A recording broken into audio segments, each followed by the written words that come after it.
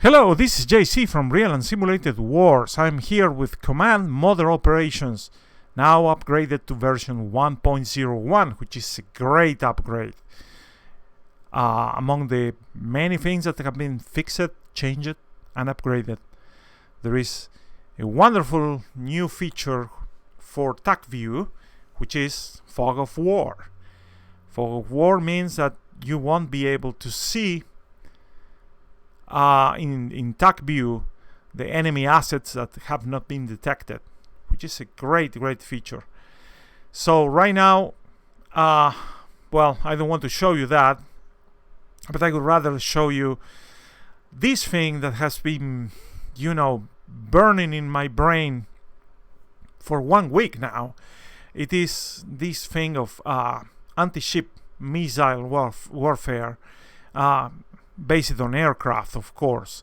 So I'm playing as the Soviets, and funny thing, this scenario that I put together myself, it is actually from something that I read a week and a half ago or so about Operation Safari, which was one of these operations during the Reagan era, and in which there was one instance where the American Navy just fooled the Russians into thinking that they were sailing somewhere else, and actually they were sailing towards this area, and they completely fooled the Soviets. They were so bold as to basically bring in a carrier group. I believe it is the USS America or something like that, and they ship it all the way here. And the way that the Soviets realized about this is that all of a sudden they saw F-14s refueling right around this area. They were like, what the hell is going on? So this is a wonderful example. I mean, I have to love these Navy stories from the 1980s. I do believe that, all the leadership of Ronald Reagan was just amazing. How they he brought America from the brink of defeat to communism. And this is just amazing. But this is not a blog about politics. Let's keep it gamey. And well, I have here a typical Russian bomber group. They're all airplanes. They're all Tupolevs of different classes. So basically, we have a reconnaissance team. We have our radar team, which is the Tupolev 95. We have our close reconnaissance, Tupolev 22. Although it has a radar, it's kind of different. And it also has, some infrared detection capabilities, which allow you to identify a ship as hostile or not. And then we have a, electronic intelligence group based on the Tupolev 22P, which was a very typical electronic warfare type of aircraft. I don't know if it works too much. I have read somewhere that this particular Tupolev P is based on some platform that it's actually not very effective, but I am digressing. And then we have our current fare of the backfires, the Tupolev 22 backfires, armed with AS4 kitchen, and I'm using the A model, mod number 3. God knows what is that, but nonetheless, these are anti-ship missiles that are, I don't know if you have seen them. They're really very big, very heavy, and well, that's why these very big bombers were needed.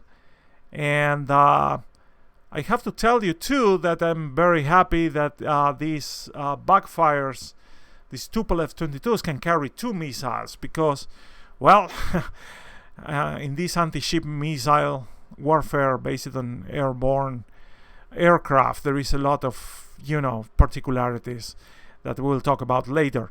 So nonetheless, here I am. I have I advanced like half an hour this scenario, and well, I have my radar Tupolev, who's going to be around here, and I have my two Tupolev 22 MR. I have them going to recon this formation here. So I have been very diligent, to keep the positions at random. Otherwise, it becomes boring if you know when you make a scenario. But the scenario editor has these wonderful randomized positions at the initiation of the game, which is just great, where you define an area. My area was around like this, and then you can put ships randomly or put your ships randomly into that area. That's what I use it here. So something has to be said about this. Like, I already detected them using my 95, but the headings are kind of deceiving. Not deceiving, like pretty indicative of what the ship is, and this is likely to be based on speed and on their heading. They are likely to be commercial ships, and we're okay with that. By the way, during operation, this operation that I mentioned before, Operation Safari, the U.S. Navy used many tactics, and this is very well known for them. How they use different formations and detach ships from formation. They make them change their headings and maybe also change their speed, which is, it's a game of deception that is just, so exciting to talk about and to actually see it in these marvelous simulations. So what happened here is that I have my Tupolev 22 heading to recon, to do a closer recon. These are very likely these three. You see how they are in formation and how their headings are 110, and their speed is also 18 knots, so it's pretty much indicative of what they have. I need to randomize a bit that. But there is also a cruiser around here, a Ticonderoga class cruiser that I couldn't find. I wanted to write this scenario in which the American warships were heading towards this point, but that's beyond the scope of this thing that I want to show you.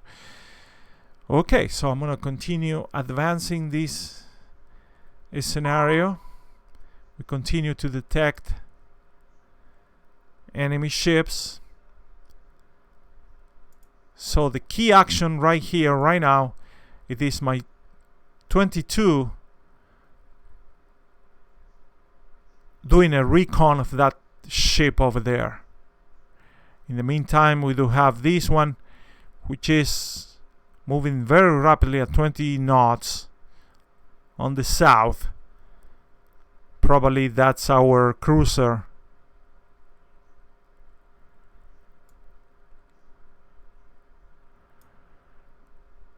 Carefully approaching. You can create a mission and do this automatically, but there is a lot of risk that these automatically generated missions are gonna to result in some,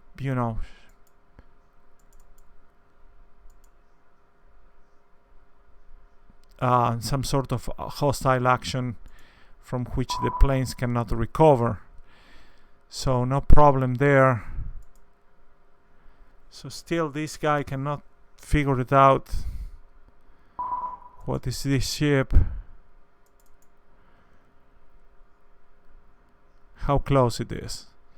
Oh, it can. Oh, there we go. Identified. Let's see what it is. It's a frigate.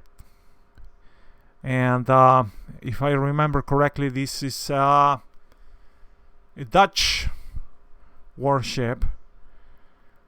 So I'm going to target that one. And these are in close formation, but we're going to respect the rules of engagement and fully identify the ships before we engage them.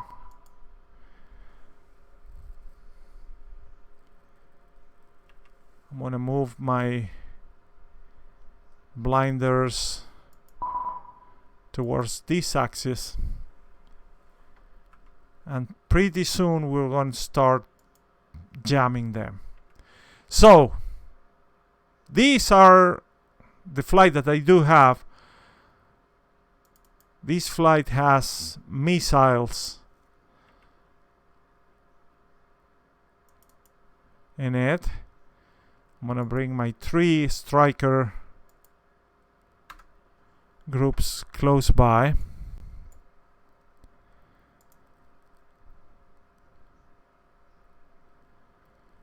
And then I have to wait until everything is identified. So here's the description of this frigate.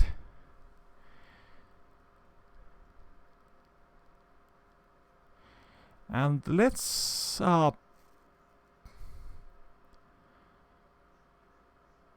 maybe I should leave it as it is.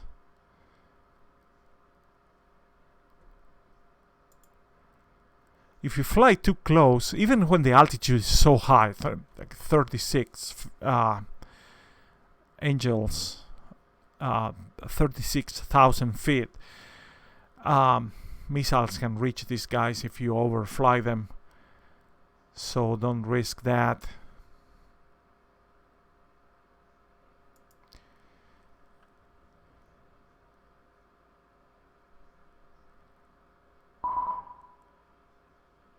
There we go.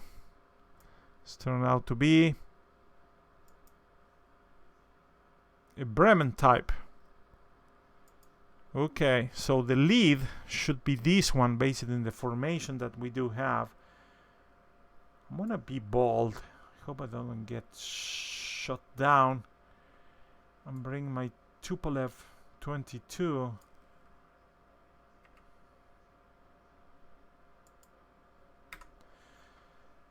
That's highly risky, only for this video. I want to have everything identified before I fire a shot.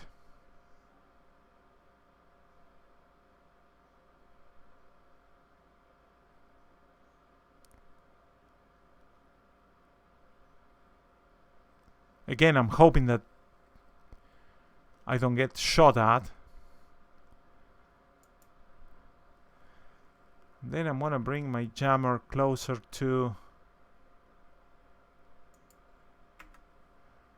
all the enemy ships. They are still not using their radars, which is a good thing.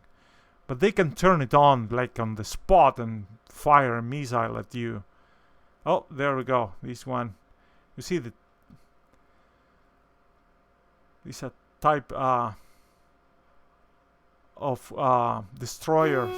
Oh, there we go. Damn it, I need to get out. Properly identify it. Oh! Ah, no, that was unfair. Well, yeah. Mission accomplished. I got one of my aircraft destroyed. So, this Type 42 is the most capable vessel among the 3. And what else do we have here? We have this one at 22 knots. Probably this one without the sensors of the Tupolev 22. I cannot reach it. It will have to go down. It's gonna have very, very bold. But anyway, let me show you what I you know, I don't know if this will become a practice or it is something that I want to pursue, but I think it was pretty cool. I'm gonna take this flight, and as you know, you don't fire one missile at this.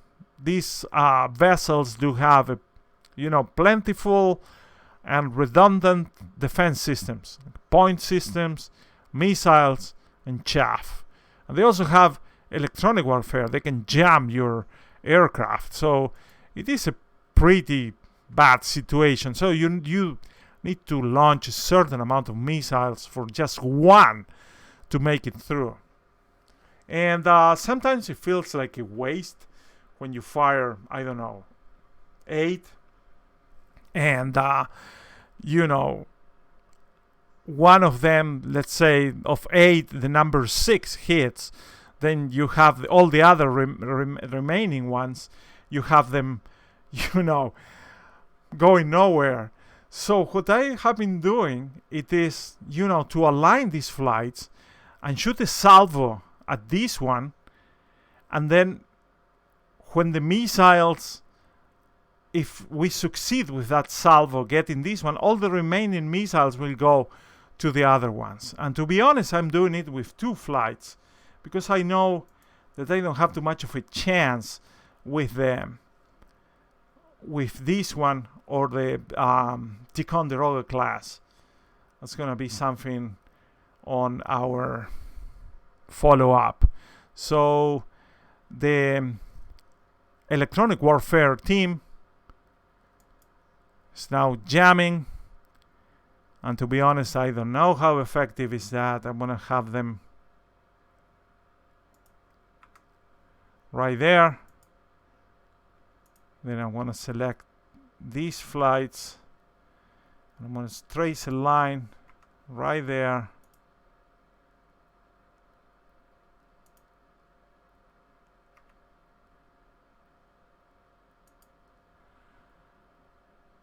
This line goes through ship 1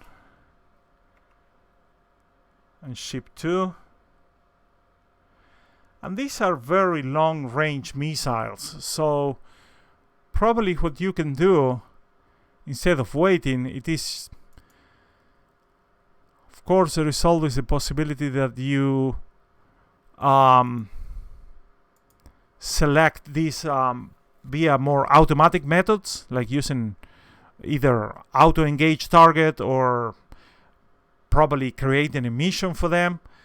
But things tend to get a bit out of control, not in a bad way, but they tend to happen in a way that you don't want to. So I selected 8 of these missiles to go to them, and then I'm going to select another flight and I'm going to do the same. I have paused it.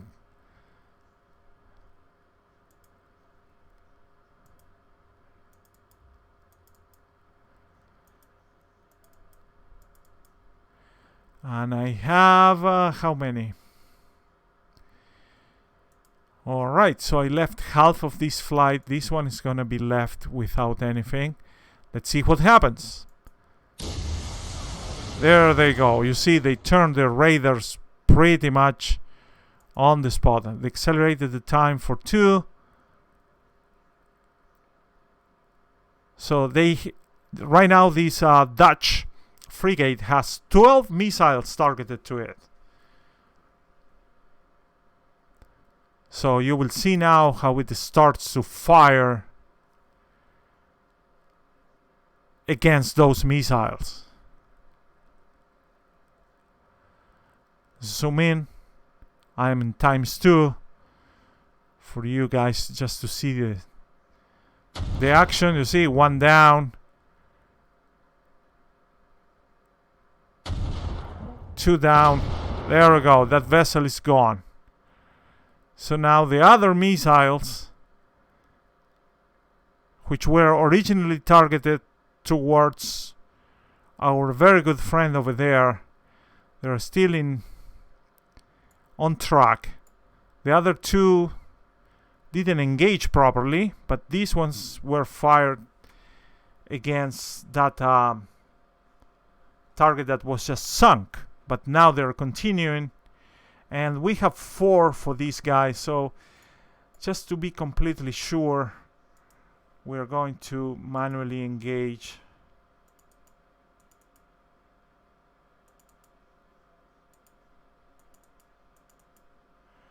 With 4 more.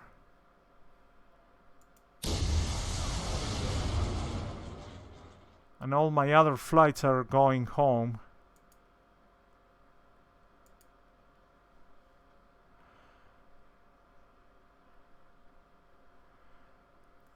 those yellow things are the cones for the active radar. So it's a pity we have 3 missiles right here on the right or east, and they're going nowhere. They don't have a fat chance of engaging anything. And then we have 4 missiles coming this way. This guy has a jammer, but I don't see that we have jammed them in any capacity, to be completely honest. I'm not sure if our jamming is working properly.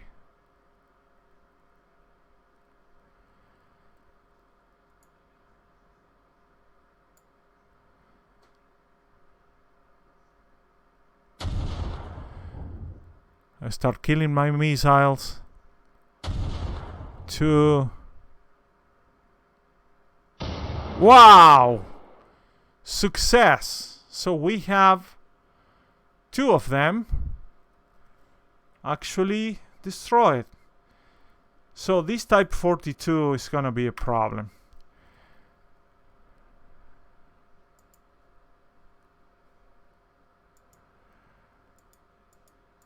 I'm gonna assign whatever I have left because the Ticonderoga. That's something that I couldn't figure it out. 4187, 4191. Let's change heading immediately. Manually engage target. Oh, there's not a good bearing on it. So the Type 42 is a more capable platform, and I'm not sure that it's likely going to be successful at this. My missiles are going to go through or not. So let's assign these 4 that we have here, and let's pray. So you see my flights are coming back home because they are Winchester. Hope for the best. But well, you know, so far for what I wanted to show you, which is this alignment of targets and, you know, using targeting for 1, the leftovers targeting number 2, worked as planned. And you see that, wow, the Type 42s, they just destroyed 1, 2. These are likely missiles, sea darts. Well, oh, there we go. I was not expecting that. So we have how many? 4 missiles, which we could have used it against anything. Let's hope that, you know, none of the merchants here are actually affected. So let's do a cleanup here. RTB and RTB. So far we had only 1 loss, and that was our reconnaissance Tupolev, which was lost to, you know, my complete stupidity of flying between 2 enemy vessels. And but well, that's all I wanted to show you. I hope you have a great week. Thank you very much for watching, and thank you very much for the subscriptions. I am reaching 1,000 pretty soon, so thank you very much. And that being said, I am out. Thank you.